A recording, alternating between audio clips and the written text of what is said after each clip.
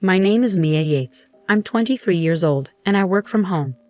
I have a nice older brother who is 5 years older than me. He's engaged to a woman named Natalie, who is 26 years old. Natalie is very different from me. I'm not great at talking to people, but Natalie is outgoing and makes friends easily. Natalie has become close to our parents and often visits our house without telling us beforehand. Today, she showed up at our door without calling first. When the doorbell rang, my mom knew it was Natalie and welcomed her in. Natalie came into the living room with my mom and said, "I'm here." Then she looked surprised when she saw me. "Mia, you're still home?" she said without even saying hello. I told her, "I'm working from home." But she just said, "That's enough. You need to get a real job." I didn't know how to respond, so I went back to work without saying anything. My room is special to me. It's soundproof, and I designed it myself. With my parents' permission, of course. I pay for everything. It's like my own private castle, so I keep it locked and don't let anyone else inside. To get in, you have to unlock the soundproof door and then open another door. When I got inside, I let out my frustrations by yelling. I was annoyed that Natalie didn't understand that I was working. At lunchtime, a little light bulb in my room blinked, letting me know it was time to eat. I went to the living room where lunch was ready. My mom suggested we eat together, so I sat down. But then I saw Natalie sitting across from me, looking upset. "You're eating even though you don't have a job. Don't you care about upsetting your parents? You're like a parasite," Natalie said. I stayed quiet and just listened. When my parents said grace, I did too, and then started eating. Natalie didn't seem happy that my parents didn't scold me for not having a job. "Natalie, don't worry about it. Mia's our daughter, and we'll take care of her," my dad said, trying to reassure her. But Natalie wasn't convinced. She kept on expressing her worries. "I can't feel sure about marrying into this family if things stay like this," she said, still angry. My parents tried to calm her down, saying, "Just marry into our family, everything will be fine." But Natalie wasn't happy with their response. She kept on talking about her concerns. "I'm still not reassured. What if you two can't take care of Mia anymore? Do you expect me or our future kids to look after her?" she said, assuming that I'd always depend on others and never do anything for myself. I stopped eating and felt upset by what she was saying. My mom tried to defend me, saying, "Mia does work, you know. Don't worry about her," but Natalie wouldn't stop worrying. At 23, just look at her. Braided hair, thick glasses, always in sweats. "Who would believe she's working like this?" Natalie said, clearly frustrated. I tried to defend myself, softly saying, "How I look doesn't affect my work." But it seemed to make her even more upset. "Then what kind of job do you do? Tell me," she demanded, staring at me angrily. I was so scared that I couldn't speak. My mom stepped in, saying, "Mia's job is private to our family. I'm sorry, but we can't discuss it." Natalie got up and stormed off, saying, "So I'm not part of this family, is that it?" I felt bad for causing a scene and apologized to my parents. My dad reassured me, saying, "It's okay, Mia. Just do what makes you happy," with a smile. After dinner, I felt a bit better and decided to talk to Natalie about my job after my brother's wedding. I brought it up during the meal, and my parents seemed to think it was a good idea. Later in the evening, after cleaning up, I went grocery shopping with my mom while my dad took care of the garden. When we got back, we found Natalie crying in the living room with my dad comforting her. My mom asked what was wrong, but Natalie was too upset to answer. My dad told us he heard a loud noise from inside the house while he was in the garden. He pointed to a crowbar and hammer on the table. I realized right away that something had happened to my room and rushed to check it out. When I got to my room, I saw that the door was badly damaged, like someone had tried to force it open with a crowbar and hammer. I felt frozen, a mix of shock and fear taking over me. My dad called my brother, who promised to come over as soon as he could. So I decided to stay in my room until he got there and tried to calm myself down. While I was waiting, I called my company and got permission to tell my future sister-in-law about my job after she married my brother. When I saw the light flicker in my room, I knew my brother had arrived. When I stepped out, I was surprised to see him already at the door. He apologized for startling me and didn't look at me but at the damaged door. I could tell he was probably shocked by what Natalie had done. I told him not to worry, that I would replace it myself, but he insisted that Natalie would take care of it. He took my hand and led me to the living room, where Natalie and my parents were waiting. As soon as we walked in, my brother confronted Natalie, saying, "I never thought you were capable of such violence." Everyone was shocked to see my usually calm brother so angry. He insisted, "You need to apologize properly to Mia and fix the door." Natalie started crying and kept saying, "I'm sorry," to my brother, but he interrupted her, saying, "This apology isn't for me," and gave her a stern look. I told my brother it was okay, but he kept his eyes on Natalie. She turned to me, knelt down, and apologized, promising to make things right. I accepted her apology and decided to move on from the incident. But I was curious why she did it, so I asked her. She said, "I thought if you didn't have a safe place, you'd have to get a job." Hearing this, I debated whether to tell her about my job before the wedding. But I knew it went against company rules, so I stayed quiet for now. The tension between my brother and Natalie bothered me, so I gave them each a concert ticket to try to lighten the mood. As Natalie looked at the tickets, she exclaimed, "These are for the Ames concert." Her face lit up with excitement, and she turned to my brother, saying, "Let's go." Her joy was infectious. My brother asked me, "Are you sure? These tickets are hard to get." I replied, "I got lucky. You can use them to make peace if you want."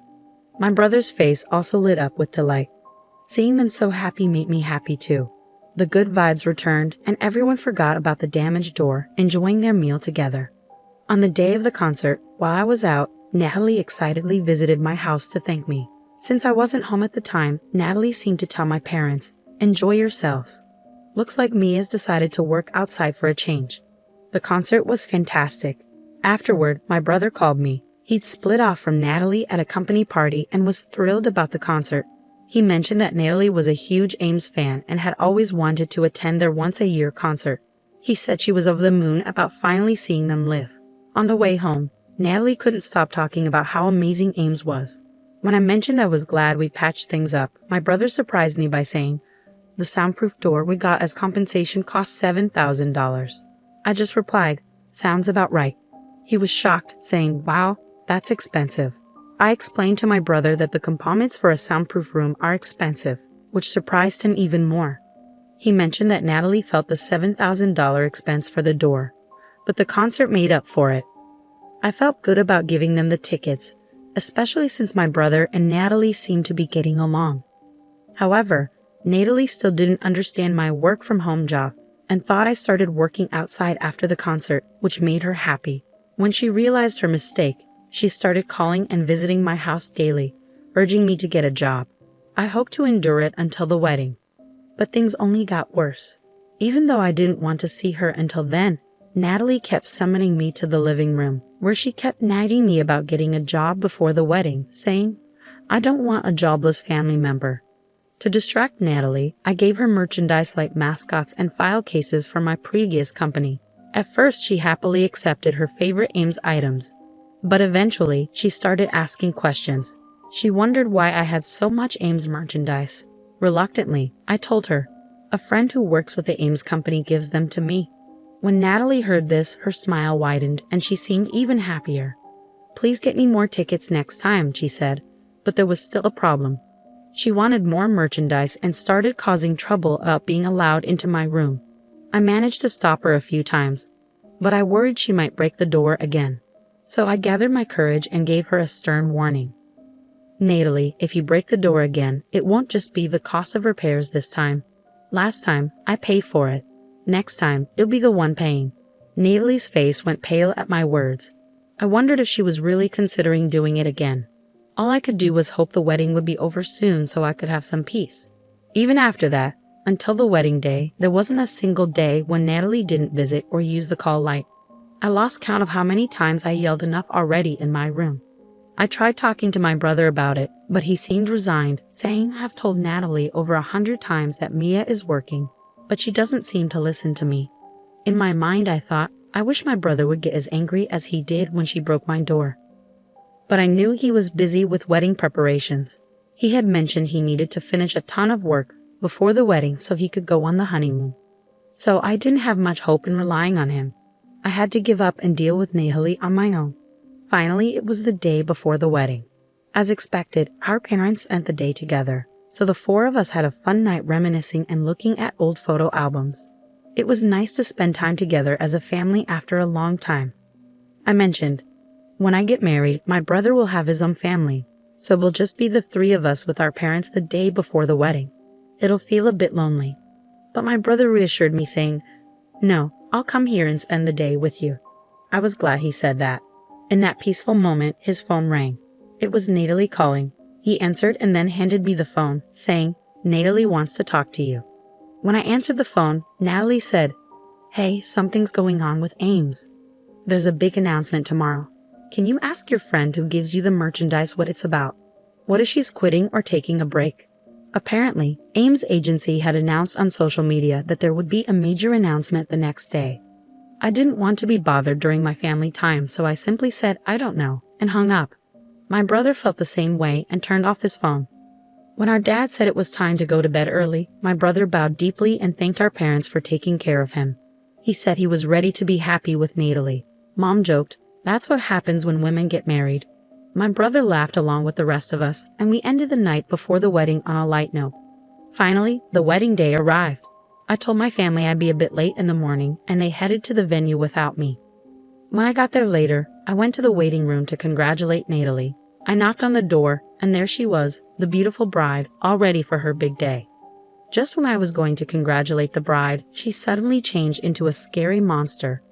She said she still had something important to tell me from yesterday when we talked on the phone. I said sorry and asked her what was wrong. She told me to leave. I tried to explain that it was my brother's wedding, but she was mad because I didn't have a job, and she didn't want people to think I was part of the family. I wanted to argue, but then Natalie, the bride, came really close to me and said firmly, "If I tell you to leave, you leave." Then she slammed the door shut. I felt really sad and went to a room they set up for me. There, professionals did my makeup and hair, and I changed into the nice dress I bought for the wedding. But I knew I wouldn't be able to go. While I was getting ready, my parents called. I told them what happened and promised I would still celebrate in my own way, even though I couldn't go to the ceremony. The wedding started without me, but I watched it on a screen in the room. I almost cried when I saw my brother looking for me, but I reminded myself it was a happy day, not a sad one, and watched the ceremony, sending my blessings silently. After all the fun, the lady hosting the event said, "We got a special video for the stars of today's show. Watch the screen, please." The lights dimmed and a video started playing. Everyone in the room cheered when they saw Ames, who Natalie adored, appear on the screen with a message. "Surprise, it's me, Ames. Congratulations on getting married, bro and Natalie." Natalie looked shocked and glanced at my brother, who seemed to be saying, "That's Mia. I've been looking forward to this day, but I couldn't make it because of some urgent stuff." I made up an excuse for not being there and shared a simple message of congratulations. Then, I admitted, "Natalie, I never told you, but I'm now part of your family. But I'm moving overseas soon, so we probably won't see each other much. You can ignore me if you want." Oh, and I wasn't just lazing around. I was working in my home studio. I couldn't help but add a little sarcasm. But I ended by saying, "I really wish you both all the happiness.